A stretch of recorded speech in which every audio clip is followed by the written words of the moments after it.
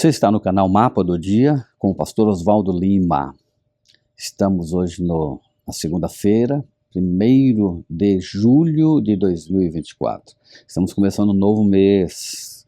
Olha, o inverno chegando. Estou aqui na minha propriedade, com um lago no fundo, mas está um frio muito forte. Espero que você também esteja aí bem agasalhado para poder aquecer seu coração ao ouvir a palavra de Deus nesse momento. A lição de hoje é uma continuidade da lição de ontem. A segunda chance. O personagem principal envolvido aqui é Marcos, o jovem aprendiz.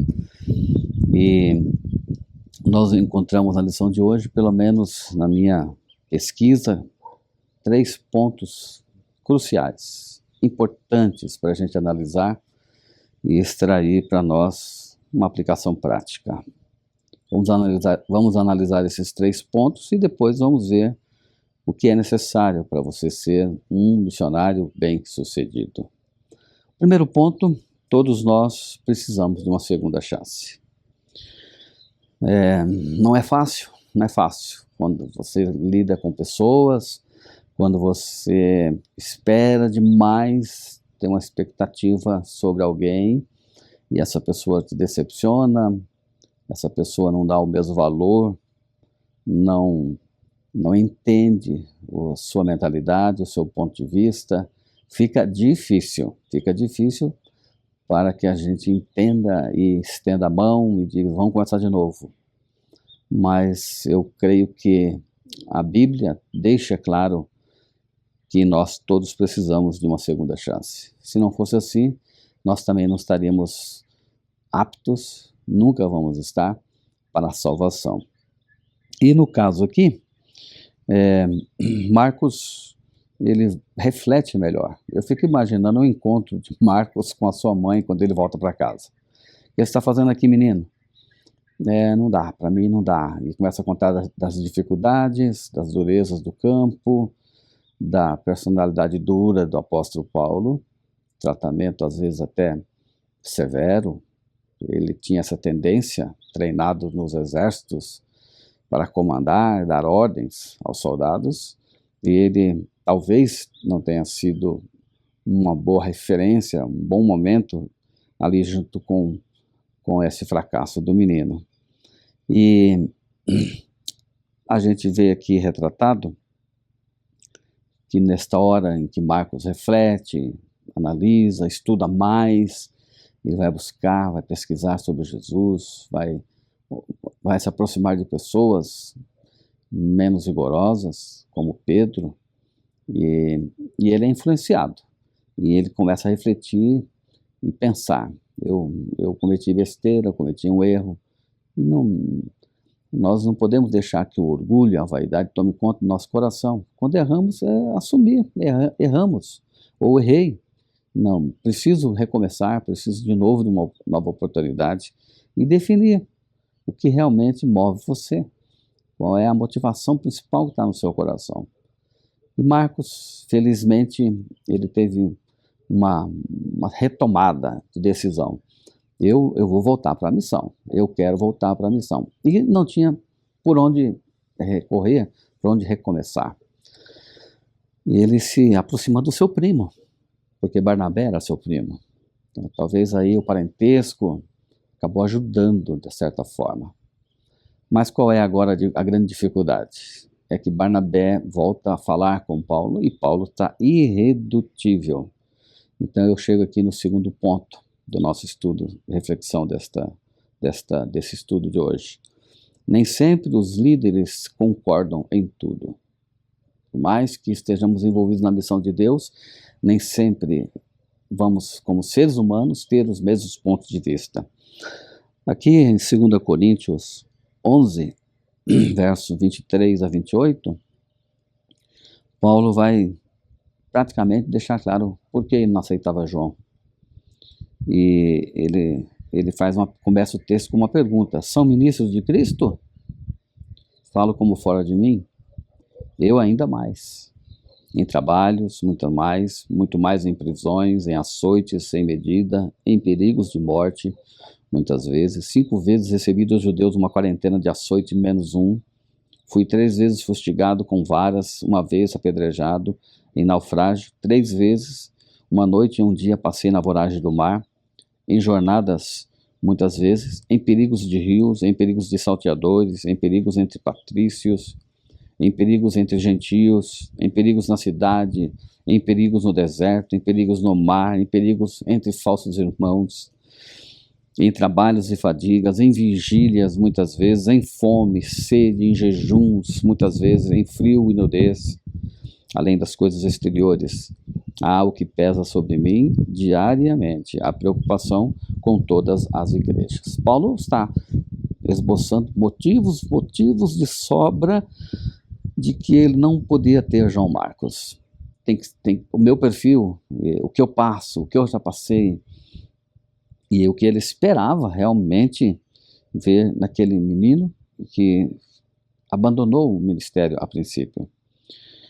Então, em sua perspectiva, alguém que havia desertado tão rapidamente não merecia lugar na equipe que lutava contra o mal.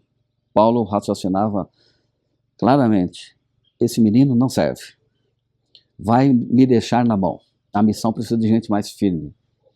Quantas vezes nós somos também assim, tendenciosos a criticar, a não dar oportunidade ao jovem, que às vezes na sua imaturidade não pensa como a gente, que lição poderosa a gente pode tirar daqui. E aí vem a mentoria, o terceiro ponto, a mentoria de Barnabé. Barnabé discordou totalmente de Paulo. Ele viu potencial em Marcos, não queria deixar o jovem para trás.